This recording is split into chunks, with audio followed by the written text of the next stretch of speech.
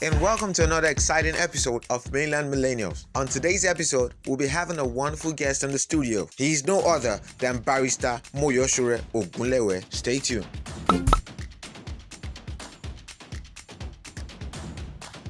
Yes, it was a battle between myself and my dad. My dad actually did not want me to get involved in politics. But I took the bull by the horn. I said, you know what, I'm going to get involved. I'm not going to be involved via Twitter or social media. I'm going to get involved at the local level. I need to understand how politics works. Now, yes, my journey into politics would have been completed or would have started without my dad. While I was growing up, I followed him about in the days of Zero Party, UNCP.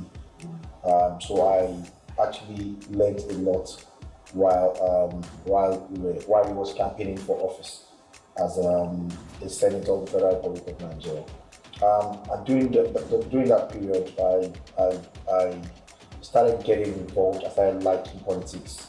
In 1999, when he was contesting as a senator, and late Funshaw Williams was also contesting as governor. I was the youth, one of the youth leaders within the constituency that was actually working for Adeyemi Funshaw Williams and Senator Adeyemi. When I was pasting posters, campaigning, even in the University of Lagos and some few other places.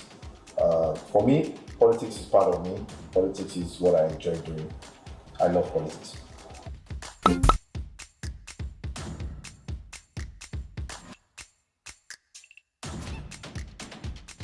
You know, for me, at that time, I had a different motive behind politics.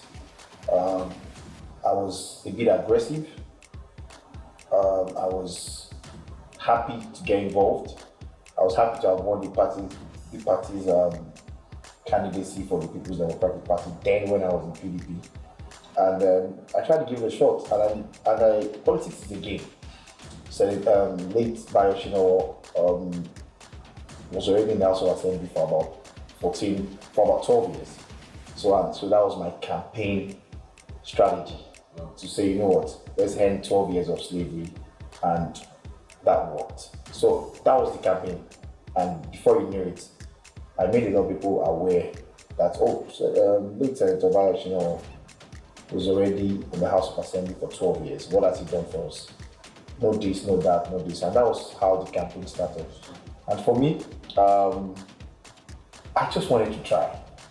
But along the line, things started changing, was evolving, and I was like, I can win this election, I can win this election, I can win this election. And then that was how it all started. For me, it wasn't a David and Goliath kind of thing. It was just I just needed to prove myself politically, and that's what I did.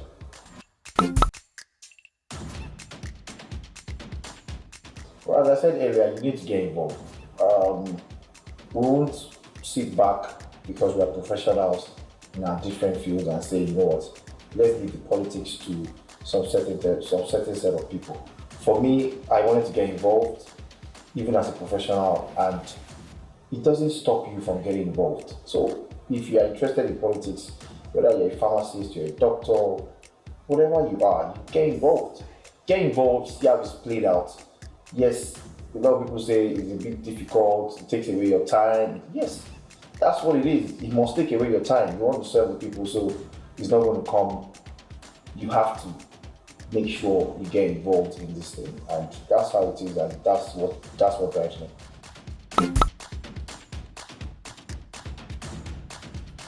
See, I'm a professional, and for me, you must have a second address if you are getting involved in politics.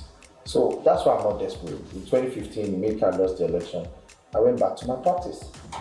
Same thing happened in 2019 when I lost the election. I went back to my practice. So you must, for me, I would advise every young person that wants to get involved, you must have something doing. Make sure you are working, and then from time to time, get involved in community service, get involved, make sure, just get involved, and then you see how it goes from there.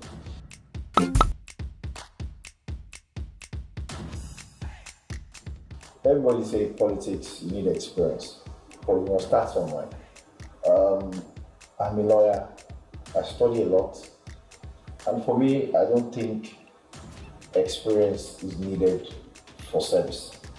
Service is you're going to serve the people, you're going to make things work for the people that live within your community. That doesn't have anything to do with experience. Yes, it's not going to be as easy as you think. But for example, you cannot walk up to or you cannot walk into a particular community and you find out that their roads are bad. That's not experience. And they tell you, please, you need to fix our road. I don't know the experience you need to fix a road. All you need to do is call the engineers, call people that you know that can sort this out for the community, and then you work together and get it done. So I don't know what we call experience. For me, when you talk about the profession, like law, you want to be a doctor, then that's where you need experience. For politics, it's the welfare of the people that matters. Get it done and leave the place. So I don't think experience is needed to govern the people. If I'm not the right man, God will not pick me. So for me, I believe in God, and God has put me there to make changes within the constituency, which I'm going to do. What space? I can assure you, I have a point to prove. I've been in this game since 2015, trying to get myself involved, getting into office, and now there's an opportunity for me to prove myself. Why not? I will prove myself. I'll prove myself well, so that I would be a reference point for the younger generation.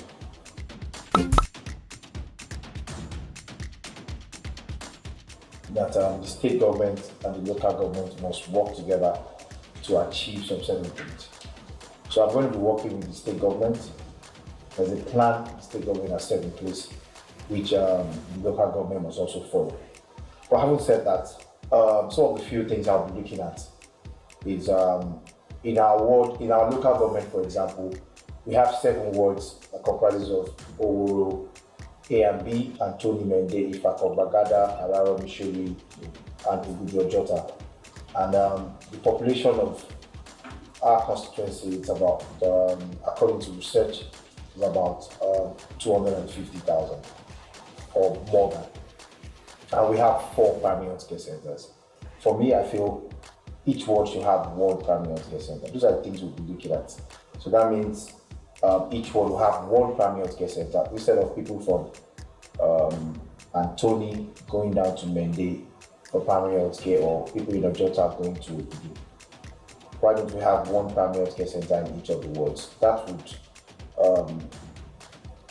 would bring the government closer to the people, and so that the healthcare can be sorted out. That's 1. 2.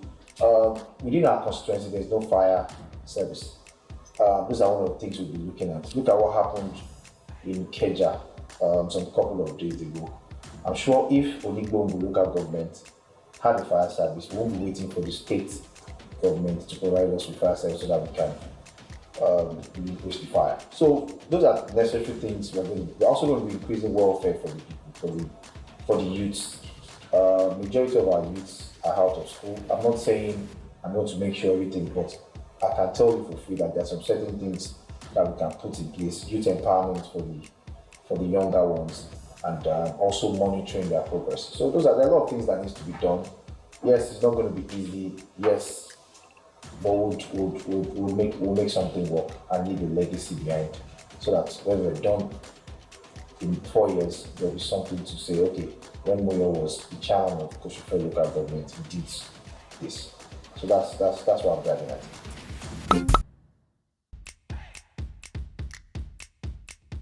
Well, for me, it's a drive and consistency as well. It's life. Don't give up. Work hard, pray hard, and also be faithful. Now, this is what I've been able to do. Before I got into politics at the age of 30,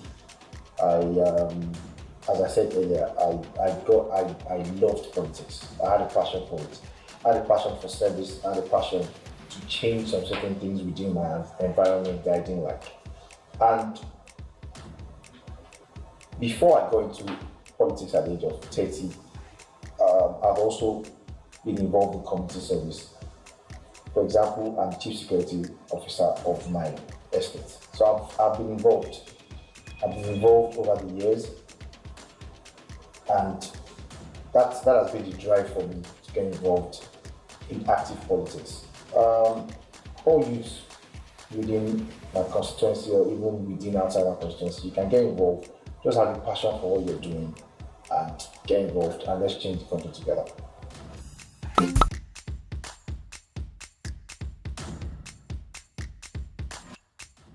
Well, for me, I would have loved him to be here to answer those questions.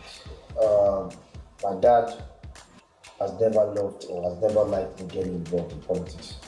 I've proven myself over the years. We've had our fights. He has advised me, go and practice your law, leave politics, it's dirty. If it's dirty, what are you doing in it? So for me, you just need to prove yourself as a young person. And if you have the impression that it's my father that is pushing me, I can tell you categorically for free that he has nothing to do with my dad. I am the one pushing myself. I'm happy with what I'm doing. I'm enjoying it. I have a flair for it, and I'll keep doing it. Thank you.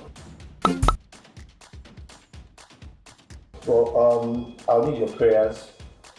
That's the most important thing. I'll need your prayers. Yes, it's not going to be easy. I've heard so many stories about being in local government chairman, but I can tell you for free that we're going to work hard. We're going to change the system. Yes, it's not going to be easy. It's going to be bit by bit, but I'm going to be part of the change that we're all waiting for. Because your fellow local government, be rest assured that you're in safe hands. I'll do my best. I'll work hard as possible, and make sure that we have a greater Kosovo. Thank you. Today's episode of Mainland Millennials has been brought to you in partnership with Bukka Hut.